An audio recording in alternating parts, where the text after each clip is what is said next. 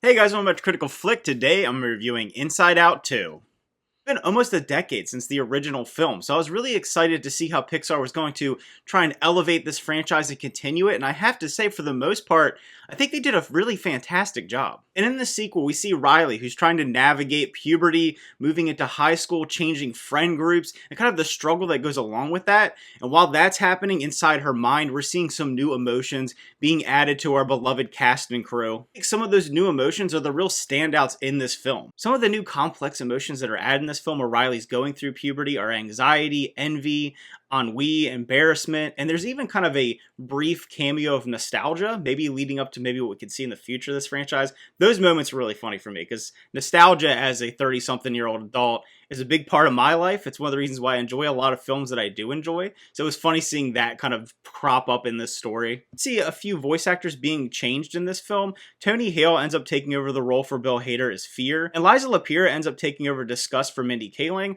I know there was some back and forth in the background about why these things happened, and I can't really get into that. I do think they did a solid job. In particular, Anxiety, who's voiced by Maya Hawke, really kind of steals the show in this one. While we still have our core emotions from the original film, whether it be Amy Poehler's joy, Lois Black's anger, fear, disgust, or even sadness, I do like the idea of integrating these more complex emotions for kind of all audiences. That's the one thing I think that helped elevate the first film as well as this one, is that it does appeal to basically everyone. Everyone has had to navigate growing up and the complexities that come with that and the emotions that are attached to those events. So as an adult watching this film, I really had something to take away from it. It feels like not that long ago I was navigating going into high school. It's crazy to think that was like multiple decades ago now, but when you're watching it, you get put in the shoes of Riley and what she's experiencing. And I think those that grew up with the first film, having that been, like I said, almost a decade ago, are going to watch this one having a whole new group of experiences that they've had themselves that they can relate to on screen. Without going into too many spoilers,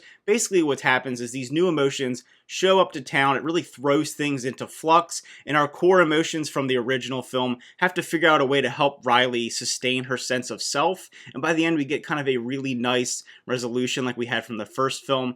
I don't think this movie hits as hard as the first one. I do think for some, though, it'll really connect with them, especially those that deal with those kind of complex emotions of anxiety, and there's a really well represented scene of a panic attack and what that feels like. And I think that I've never seen something on screen done in a way that feels so relatable without it being like very gratuitous. Because when you think of a panic attack, it is a really difficult event for someone to deal with. It's really hard. It's a real struggle for them. And having it seen played out in this animated form made it accessible and understandable, particularly I think for younger children and young adults that are dealing with that. I love the messaging of this movie about embracing who we are as a person completely, whether it's the good or the bad, not trying to hide away our faults or our difficulties, but trying to learn from them and develop as a person. I think that was exceedingly well done, and I really enjoy the way that this movie came together by the end. Like in the first film, the animation is top-notch. Pixar is obviously top of the class when it comes to animation. I do think the tactile nature of this movie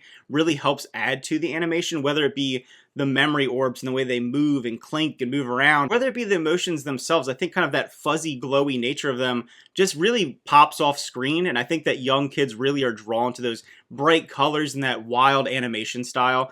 And one of the things that I really enjoyed about this one in particular is that it has different animation styles. So it has the normal kind of Pixar aesthetic that we've seen from the first film. There's also some other characters that are kind of Riley's secret that are stored away in almost a jail, if you will.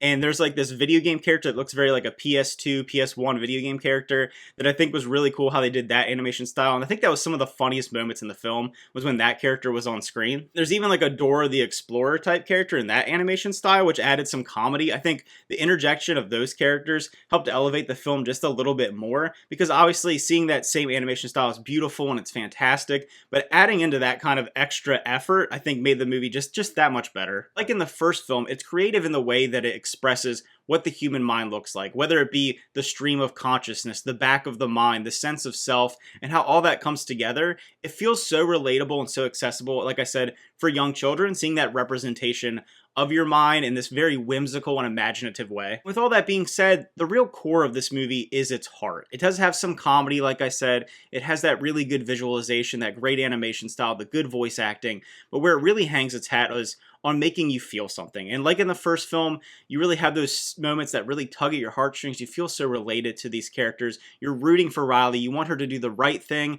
whether that may not be the thing that you expect her to do. But I really did enjoy how they were navigating her life and making it project for us as an audience. I will say, I don't think there's a moment in this film as emotional as kind of the Bing Bong moment in the first film. That one I feel like always gets to everyone. It gets even to me at times. But seeing this one, there are some great moments. Like I said, the moment where we're dealing with the panic attack and embracing who we are and trying to have that triumphant moment for our main character, I like that a lot. It may not be as emotionally powerful as the moments in the first film, but I do think it really works for the story. And I personally really love the ending. I think some people, particularly maybe younger audiences, may be a little frustrated with the way the story ends because we don't really know what happens for Riley. It kind of builds up to a moment, but I love the fact that it expresses that it doesn't really matter what happens. It's about who she is and being true to who she is as a person, not maybe necessarily about the events that are happening around her. Because that's kind of the story. You think throughout the film she's trying to live up to this idea of being the cool kid, fitting in with these really cool high schoolers, being part of this team that'll make her popular and make her happy, but that isn't what makes her happy at the end of the day. It's her friends, it's her family, and being true to who she is. So those messages ring just true and loud in this film. So if I were to rate Inside Out 2, I would give it a solid 8 out of 10. I don't think it's quite as good as the first film. It's still really well done. It is great seeing Pixar kind of getting back on track with its box office and kind of appealing to mass audiences. I've enjoyed the past few films. I know they're not maybe prestige or legacy Pixar films that we've seen before, but it's great to see this happen. I do fear that we're just going to get a lot more sequels now that we saw how successful this film is. I mean, it had a fantastic box office, way better than it was projected, so maybe that's going to tell them, hey, we need to make some more sequels. But if they're as good as this one, I mean, I don't have a problem with it. I love original film. I'm always pushing for original film, but I am excited, like I said, that they're kind of getting back on track. So if you end up checking out Inside Out 2, let me know what you thought about it. How did it compare for the first film for you? And where does it rank in Pixar films? For me, it's probably top middle. It's not going to be the super top tier. That's a really high bar to clear. But for me, like I said, it's kind of top middle. So let me know what you think. Remember to like and subscribe, and see you guys next time.